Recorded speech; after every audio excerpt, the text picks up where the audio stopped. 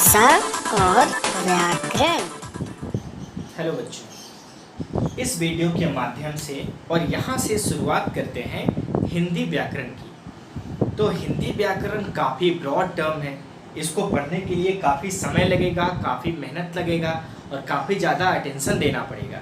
ठीक है, तो ये इसकी बहुत सारी वीडियो आएगी हिंदी व्याकरण की और ये पहला वीडियो है, इसलिए आप इसका ध्यान रखना कि हम लोग कौन सा वीडियो पहले देखें, कौन सा बाद में। तो ये वीडियो नंबर 1 है, इसको सबसे पहले देखेंगे आप लोग। तो इसमें आता है सबसे पहले कि भाषा और व्याकरण।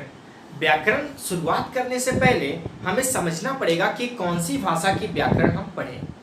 तो अब ये भाषा क्या होती है, बोल रहे हैं आप कि भाषा क्या है, तो भाषा होती क्या है बताइए। तो जैसे कि मैं आपसे कुछ बताना चाहता हूँ, मैं अपने मन की बात आपसे करना चाहता हूँ, तो क्या करूँगा, मैं कुछ बोलूँगा या मैं आपको कुछ लिख कर दूंगा, है ना, यही दो चीज़ कर सकता हूँ। तो इसी माध्यम को क्या बोलते हैं, भाषा बोलते हैं। जैसे जिस माध्यम से हम अपने विचारों को दूसरे तक पहुंचाते हैं उसी को क्या बोला जाता है, भाषा बोला जाता है। आइए देखते हैं कि उसका डेफिनेशन क्या कहता है। अपने विचारों या भावों को दूसरे तक सरलता व स्पष्टता से पहुंचाने के माध्यम को भाषा कहते हैं।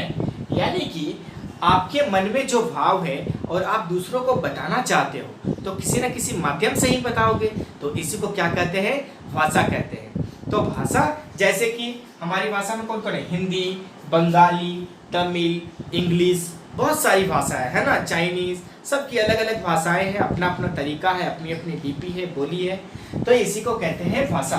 ठीक है, तो भाषा जो होता है कितने प्रकार की हो सकती है भाषा, अभी देखते हैं। भाषा होती है 2 प्रकार की, है ना। एक तो हो सकता है कि हम किसी को लिखित में बोल दें, है ना, लिखित जैसे चिट्ठी लिखते हैं, मैसेज लिखते हैं, ठीक है, और यहाँ से ईमेल भेज दिए कहीं, तो उसको बोलते हैं लिखित भाषा। और एक होता है क्या, जो कि हम बोलते हैं, है ना, उसको बोलते हैं मौखिक भाषा। क्या बोलते हैं, मौखिक भाषा।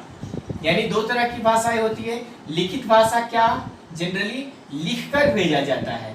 कैसे भेजा जाता है, लिखकर।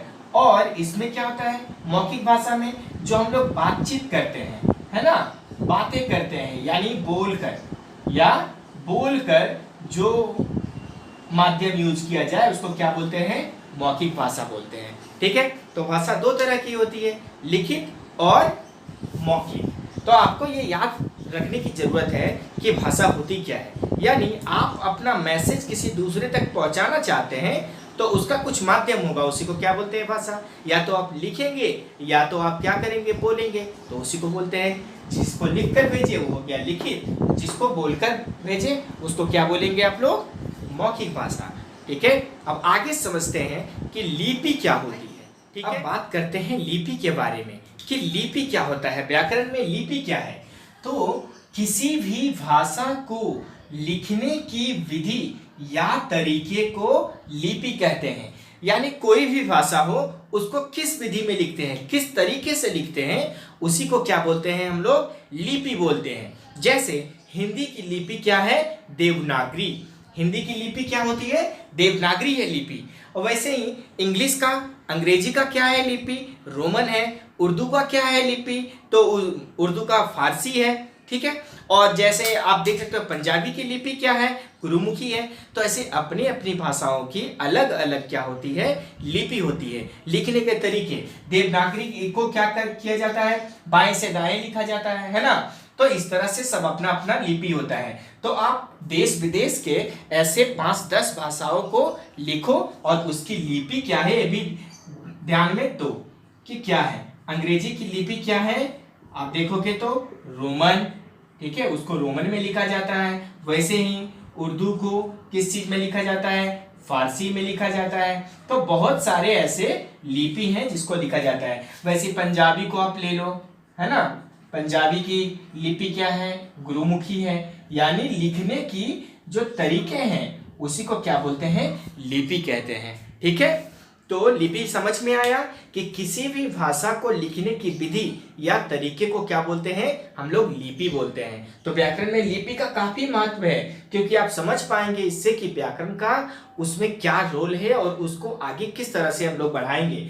तो हमारा हिंदी का लिपि क्या है, देवनागरी। हिंदी के अलावा संस्कृत का, नेपाली का भी लिपि क्या है, सबका देवनागरी ही है। तो अंग्रेजी का रोमन है, उर्दू का फारसी है, पंजाबी का गुरुमुखी है। तो ऐसे बहुत सारी भाषाओं का लिपि क्या है, आप कम से कम ऐसे 10 भाषाओं का लिस्ट बनाओ और उसकी लिपि क्या है ये बताओ। अब हम लोग सीखेंगे आगे कि व्याकरण क्या है। अब हम लोग ये समझेंगे कि व्याकरण क्या होता है।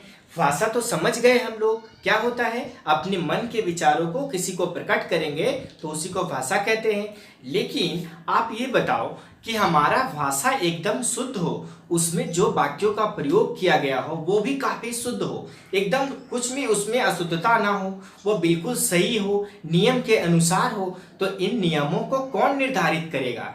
इन नियमों को निर्धारित करने के लिए ही व्याकरण है।